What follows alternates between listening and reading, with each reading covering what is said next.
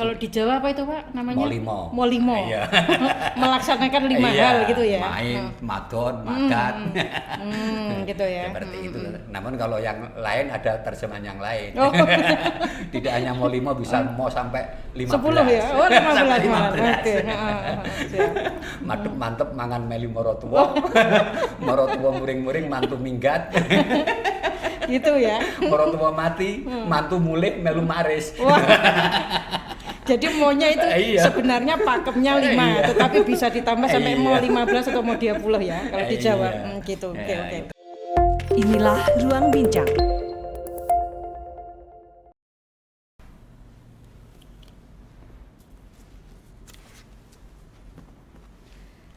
Assalamualaikum warahmatullahi wabarakatuh. Dari Ruang Bincang Pengadilan Agama Blitar untuk Indonesia. Pengadilan Agama Blitar mempunyai moto pintar, profesional, integritas, non-diskriminasi, transparan, akuntabel, dan religius. Sobat Pintar, podcast Pengadilan Agama Blitar ini merupakan sarana menyampaikan dan berbagi informasi serta edukasi kepada masyarakat tentang hukum dan legalitas peradilan agama. Halo Sobat Pintar, semoga hari ini dalam kondisi sehat, yang sakit segera disehatkan dan diangkat penyakitnya, sukses selalu, bahagia selalu, dan yang penting ayo tetap patuhi protokol kesehatan. Saya Faridah Hanim, pada episode pertama ini ada yang menemani tamu istimewa pada hari ini, yaitu Dr. Andes Haji Imam Farouk Magister Hukum Ekonomi Syariah, Ketua Pengadilan Agama Blitar. Dan pada hari ini kita akan membahas tentang kewenangan peradilan agama. Assalamualaikum Pak Ketua, bagaimana kabarnya? Waalaikumsalam warahmatullahi wabarakatuh. Alhamdulillah selalu sehat walafiat. Mudah-mudahan semua sahabat pintar juga selalu sehat walafiat dan jangan lupa bahagia. Amin. Nah, pada bincang-bincang hari ini kita akan membahas tentang tugas dan fungsi pokok pengadilan agama, khususnya Pengadilan Agama Blitar. Kira-kira apa sih sehingga masyarakat itu memahami, oh pengadilan agama itu tugas dan fungsinya ini loh, seperti itu. Iya, baik. Ya, sebagaimana kita ketahui bahwasanya negara kita, Indonesia ini dikenal sebagai negara hukum. Nah, dalam melaksanakan tugas kehakiman di negara kita ini dikenal adanya 4 lembaga peradilan, sehingga pengadilan agama itu merupakan salah satu kepanjangan tangan untuk melaksanakan tugas dan wewenang kekuasaan kehakiman di Indonesia. Ya, di mana kita ketahui bahwasanya sesuai Undang-Undang Nomor 14 Tahun 70 dan yang sudah diubah menjadi Undang-Undang Nomor 48 Tahun 2009, bahwasanya di Indonesia ini kekuasaan kehakiman dipegang oleh 4 lembaga peradilan. Yang pertama peradilan negeri, yang kedua peradilan agama, yang ketiga peradilan tata usaha negara, kemudian yang keempat peradilan militer. Sehingga dari sini kita ketahui bahwasanya tugas dan fungsi peradilan agama adalah sebagai salah satu pemegang dan pelaksana kekuasaan kehakiman yang menjadi wewenang peradilan agama. Nah, seperti itu. Oke. Jadi lembaga peradilan di Indonesia itu ada 4 gitu ya. Yeah. Dan salah satunya adalah peradilan agama. Oke. Nah, ini kan ada label di belakangnya agama. Yeah. Nah, terkadang masyarakat itu masih rancu. Ya. apakah pengadilan agama itu di bawah Kementerian Agama atau pengadilan agama itu sama dengan kantor urusan agama. Nah, Ya. ini seperti apa sebenarnya Ya, itu? ya. Agar kita memahami, oh ini loh lembaga peradilan agama dan khususnya pengadilan agama itu merupakan salah satu lembaga peradilan di bawah Mahkamah Agung. Iya. Memang dalam catatan sejarah peradilan agama ini memiliki sejarah yang sangat panjang. Bahkan peradilan agama ini pada saat ini sudah memasuki usia yang ke-140 tahun. Subhanallah. Ya. Sehingga peradilan agama ini sudah ada sejak zaman penjajahan. Zaman Belanda. Ya, zaman Belanda. Sehingga sejak tahun 1882. Sehingga kalau 1882 sampai sekarang tahun 2022 sehingga hitungannya adalah 140 tahun. Sudah umur yang sangat cukup. Iya, sangat cukup. Nah, namun dalam catatan sejarah peradilan agama bermula dari yang kalau dulu zaman penjajah dikenal sebagai peradilan serambi masjid. Karena berada di masjid. Iya, di masjid. Numpang di masjid gitu numpang ya. di masjid. Makanya kalau kita tahu tata kota-kota yang lama, itu biasanya di situ ada alun-alun, kemudian ada Masjid Agung, ada rumah jabatan bupati, itu karena di situ. Sehingga dulu peradilan agama diterapkan di masjid jamiahnya atau masjid agungnya di situ. Sehingga peradilan serambi. Nah, kemudian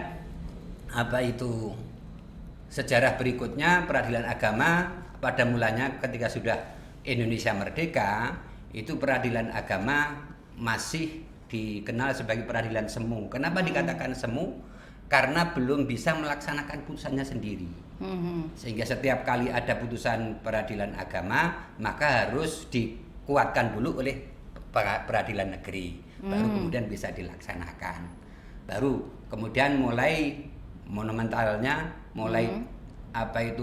diterbitkannya Undang-Undang Nomor 7 tahun 1989, maka sejak itu peradilan agama merupakan peradilan yang independen untuk melaksanakan tadi itu pokok-pokok kekuasaan kehakiman, sehingga salah satu sudah berdiri sendiri sejak terbitnya Undang-Undang Nomor 7 tahun 1989. Nah, itu pun secara organisasi instansinya pada mulanya peradilan agama di bawah naungan Kementerian Agama, kalau dahulu disebut Departemen Agama. Depak ya? Ya, Depak.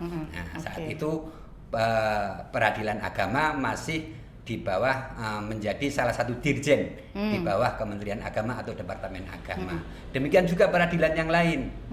Peradilan umum, pengadilan negeri dahulu untuk tata kelolanya masih di bawah Kementerian Kehakiman. Dulu ada Departemen Kehakiman, sehingga pengadilan negeri di bawah Departemen Kehakiman, kalau peradilan agama di bawah Departemen Agama. Jadi berarti dua lembaga ya pada waktu itu. Yang berbeda. Jadi untuk yudisialnya kepada Mahkamah Agung, untuk finansial dan organisasinya dengan Depak ya pada waktu itu. Nah, mulai berada satu atap dengan Mahkamah Agung itu kapan?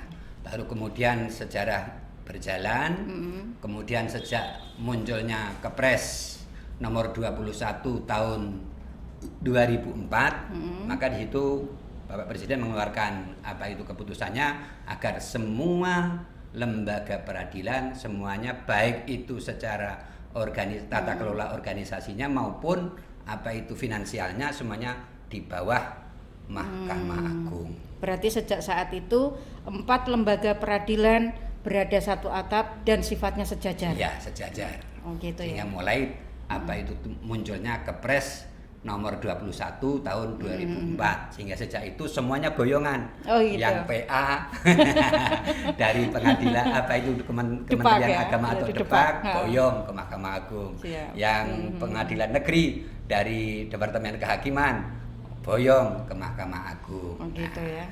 Yang sehingga kalau yang sekarang yang kalau yang Departemen Agama yang ngurusi yang selain peradilan agama, demikian juga yang kalau sekarang Depkumham, itu yang Departemen ngurusi. Hukum Kalau dan kalau HAM. dulu satu di bawah satu departemen dengan LP, imigrasi dulu satu Nah, kementerian. Sekarang kita kan sudah satu Iya. atap, Iya. tetapi terkadang masyarakat masih karena belakangnya tuh ada kata agama gitu Iya. kan. Jadi oh ya ini pengadilan agama dengan Kementerian Agama dengan KUA kantor Iya. urusan agama itu sama. Gitu. Iya. Nah, sejauh mana kewenangan pengadilan agama Iya. itu sebenarnya? Nah, dari sini kita hendaknya mulai sekarang harus karena lahirnya Undang-Undang Kemandirian Departemen Agama, Peradilan Agama kan sejak tahun 1989. Meskipun saat itu masih di bawah di dalam satu dirjen di bawah Depak. Kemudian sejak 2004 sudah penyatu atapan yang kemudian lebih memuncaknya lagi ketika Undang-Undang Nomor 3 Tahun 2006. Nah, itu kan sudah mulai actionnya secara nyata bahwasanya kita boyong sudah berada satu atap di bawah Mahkamah Agung, di mana peradilan agama memiliki kewenangan tersendiri, lex spesialis, kewenangan khusus untuk membedakan dari peradilan-peradilan yang lain. Misalnya kalau peradilan militer, karena apabila yang diadili hanya khusus orang-orang anggota militer. Kalau yang TUN kaitannya dengan administrasi pemerintahan. Lah, peradilan agama di dalam Undang-Undang Nomor 7 tahun 1989 yang kemudian diubah sampai terakhir yang kedua, perubahan yang kedua tahun nomor 50 tahun 2009, itu dalam pasal 49 memiliki kekhususan kewenangan tersendiri, yaitu untuk menyelesaikan dan mengadili perkara di bidang perkawinan. Ini yang pertama. Kemudian yang kedua di bidang kewarisan maupun hibah. Kemudian yang ketiga di bidang infak, sedekah, zakat. Kemudian yang ada penambahan yang terakhir itu kita punya wewenang untuk mengadili sengketa ekonomi syariah. Sengketa ekonomi syariah. Nah, sehingga secara menyeluruh dapat disimpulkan bahwasanya peradilan agama memiliki kewenangan untuk menyelesaikan perkara perdata khusus umat Islam atau orang lain yang tunduk kepada hukum Islam. Oh begitu. Iya. Jadi misalkan ini. Iya. Ada non muslim, Iya. ini yang ekonomi syariah ya, Iya. non muslim, kemudian ada sengketa di perbankan, Iya. perbankan syariah, Iya. berarti itu merupakan legal standingnya pengadilan agama. Ya. Meskipun non muslim, tetapi menundukkan diri apabila dia kepada sudah hukum Islam. mau mengikuti akad transaksi secara syariah, berarti dia menundukkan kepada hukum Islam. Sehingga apabila terjadi sengketa, maka yang berhak mengadili adalah pengadilan agama. Nah, itu yang masyarakat memang perlu perlu kita berikan edukasi. Karena image-nya bahwa pengadilan agama itu tanda kutip, kalau pengadilan agama tempatnya cerai. Gitu ya. Iya, kalau dalam bahasa nyanyian pengadilan cinta.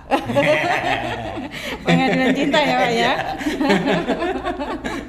Nah, ya mungkin karena yang dominan dominan perkara yang diterima oleh pengadilan agama adalah masalah perkawinan, masalah perceraian, sehingga konotasi yang berkembang di masyarakat itu, saya mau datang ke pengadilan agama dan pengadilan agama itu adalah tempatnya orang bercerai gitu ya.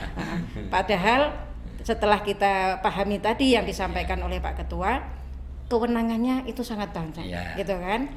Dan bukan hanya sengketa yang dapat diajukan ke pengadilan agama, non sengketa pun juga bisa ya. Makanya kalau dalam prinsip kekuasaan kehakiman itu, yang pertama menimbulkan untuk mewujudkan keadilan Nah, kemudian kebenaran. Ketiga, ketertiban. Yang keempat, kepastian hukum. Kepastian hukum. Ya. Sehingga kalau keadilan itu kan karena bermula sengketa.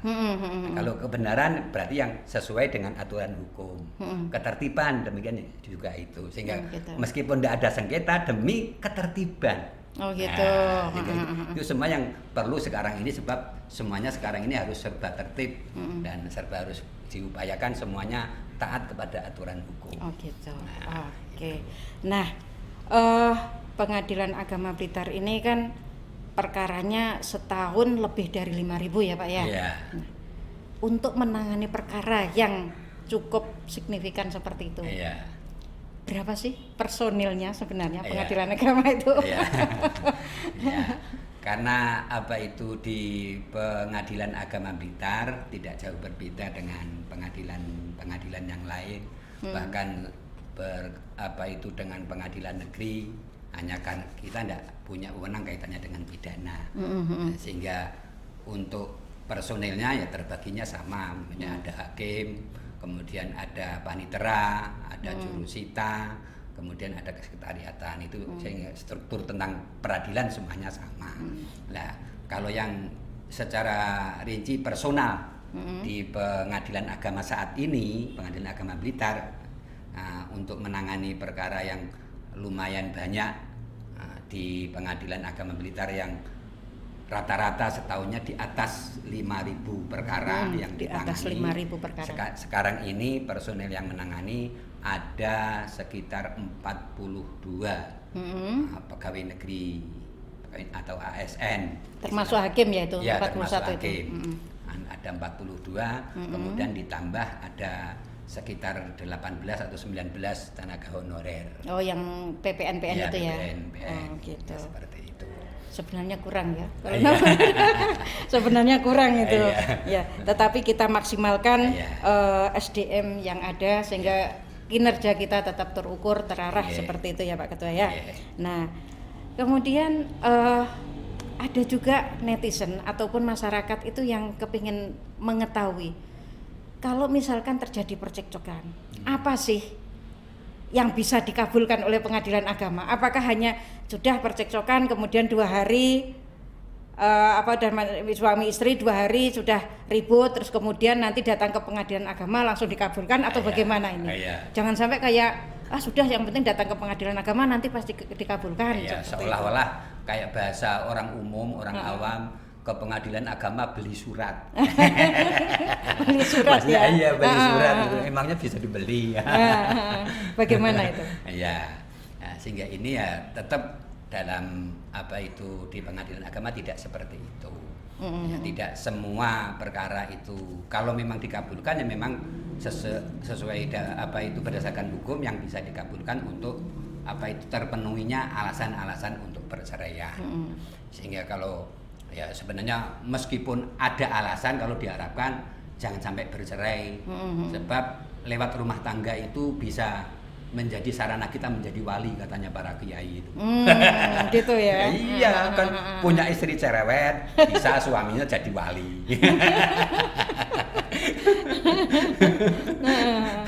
Kalau duwe suami galak, kuat dilakoni, ra kuat ditinggal ngopi, ngono. Oh gitu ya. Jadi santai gitu ya Pak ya. Iya, agar bisa rumah tangga itu bertahan. Nah, kalau bisa dipertahankan semacam itu kan, kalau sabda Nabi itu kan, man sobaro an su'i khuluqi zaujatihi fakana lahu ajru ayyub alaihi salam. Laki-laki yang sabar kalau ada tingkah laku yang kurang pas dari istrinya, tetap mempertahankan rumah tangganya. Sebenarnya kalau menurut Nabi tidak hanya pahala wali, ia mendapatkan pahala seperti sabarnya Nabi Ayub. Oh, subhanallah, segitu ya. Iya, sebaliknya, waman sobarot an su'i khuluqi zaujiha fakana lahu ajru asiyata min fir'aun.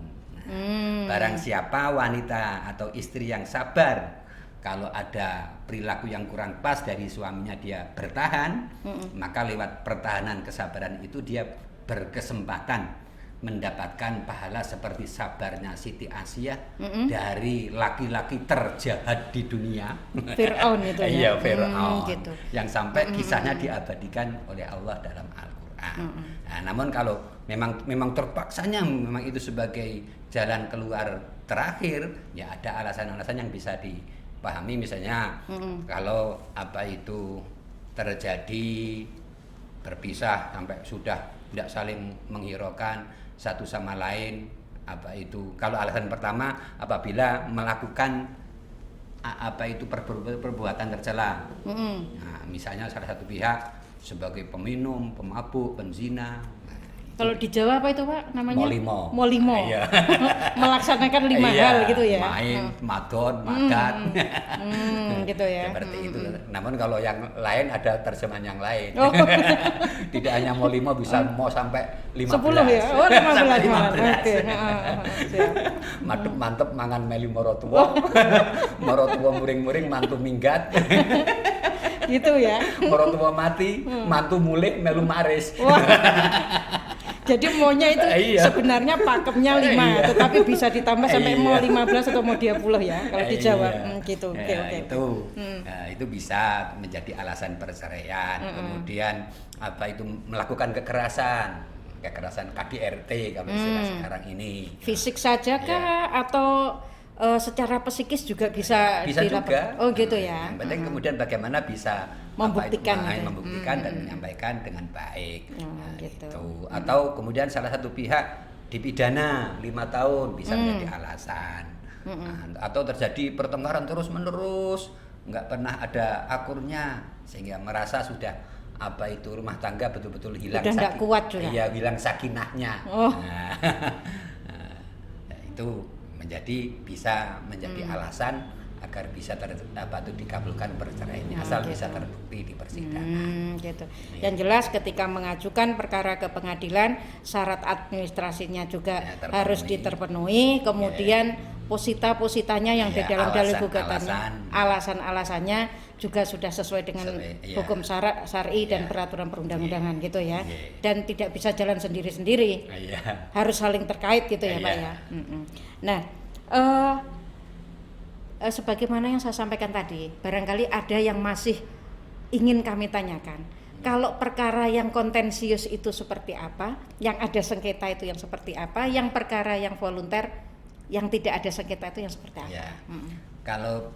Kalau dalam peradilan atau dunia hukum peradilan kan nanti ada perkara kontensius, itu sengketa yang nanti produknya adalah putusan. Kalau ada perkara disebut volunter, itu yang sebenarnya tidak ada sengketa dengan orang lain namun minta ditetapkan sehingga hasilnya itu penetapan. Nah, kalau kontensius contohnya misalnya kalau sengketa warisan. Nah, itu kan ada lawannya antara bersaudara, tidak ada mufakat dalam membagi warisan. Nah, maka kontensius.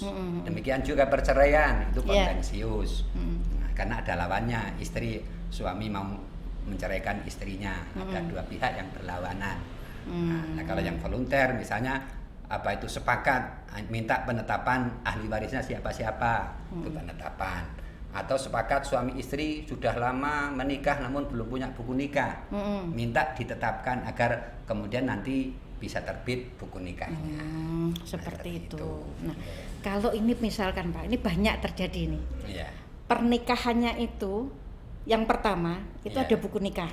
Nah, kemudian nikah lagi, nikah siri, bisa enggak seperti itu Pak? Wah. Ini banyak ini yang seperti itu gitu loh. Yang menanyakan, saya hanya menyampaikan. Apalagi sekarang ini adanya kelonggaran dari Disduk Capil yang bisa mengakomodir memasukkan data pernikahan yang tidak tercatat atau belum resmi di KUA, sehingga dicatat juga, hanya dikasih keterangan belum tercatat. Nah, kalau yang seperti itu ya seharusnya tidak langsung ditetapkan pernikahan yang keduanya, harus mengajukan isbat nikah. Kok isbat nikah? izin poligami. Oh, izin poligami. Izin poligami. Berarti nggak ada ya Pak ya? Isbat poligami itu nggak ada ya? Oh, nggak ada. Bisa. Harus mengajukan izin poligami, di mana sebenarnya syarat yang terpenting itu adalah keridhaan dari istri yang pertama. Kalau nggak ridho berarti nggak bisa ya Pak ya? Iya, seharusnya jangan sampai. Oh, jangan sampai ya? Iya, sebab kan di Indonesia ini kan sebenarnya kalau saya boleh menilai, para wanita di Indonesia ini sudah sangat penurut. Dan mohon maaf boleh dibilang banyak wanita murahan.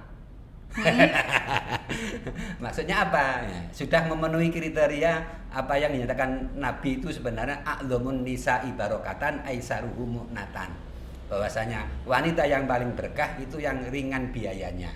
Oh, maksudnya murah Iya. di sini maharnya itu yang murah, tidak memberatkan calon suami. Bukan murahan dalam tanda kutip negatif, tidak ya. Bukan menjual diri. Tetapi murah dalam hal maharnya. Maharnya gitu. maupun biaya pernikahannya, resepsi. Biaya hidup sehari-hari pun sudah relatif banyak murah. Berarti jangan banyak nuntut intinya gitu. Jarang banyak nuntut dibandingkan kalau misalnya dengan dunia Arab misalnya. Mereka jangankan mau nikah 2. Nikah 1 aja banyak tidak berani. Karena terlalu tinggi ya. Iya, tingginya. Ya gitu. Makanya di situ sehingga ya apalagi kalau di Indonesia ini kan banyak istri-istri itu kan yang sudah istilahnya banyak meringankan tugas-tugas yang sebenarnya kewajiban suami. Nyuci piring, nyapu, Ya. itu sebenarnya bukan tugas wajib loh. Iya, bukan tugas istri aslinya, tugas suami. Memasak nasi, bahkan menyusui anak. Seharusnya ini ya Pak ya, membayar orang lain untuk itu. Iya, seperti Nabi kan menyusui bukan ibunya, tapi wanita lain yang diupah untuk menyusui, yang membiayai siapa? Ya bapaknya. Nah, kenapa dalam Al-Quran bahwasannya wanita itu sangat dimuliakan oleh Allah karena seperti itu ya? Banyak pengorbanannya seperti itu. Sehingga Jadi, kalau sudah wanita banyak yang seperti ini, kok kemudian main-main mencuri-curi kesempatan, nggak ngomong-ngomong itu kan kalau bisa dibilang dalam lagunya kok teganya gitu. Gitu ya. Intinya harus ada saling komunikasi, saling menghargai sehingga rumah tangga itu harmonis karena ikatan perkawinan intinya kan misakon golido ya. Ikatan yang kuat bukan hanya manusia dan Pak Penghulu serta saksi yang menyaksikan, tetapi Allah yang langsung mengikatkan gitu ya Pak ya. Iya, sehingga kalau kita dasari dengan syukur, 1 tidak akan habis. Tapi kalau kurang syukur, 4 maunya nambah. Oh gitu ya. 4 maunya nambah ya. Masih nambah maunya kalau. Nah, sekarang ini Pengadilan Agama Blitar itu sebenarnya di mana sih Pak? Alamatnya itu di mana? Pengadilan Agama Blitar alamatnya di Jalan Imam Bonjol nomor 42. Oh, nomor 42 kalau ya. lokasi kecamatannya Sananwetan. Oh, Sananwetan ya.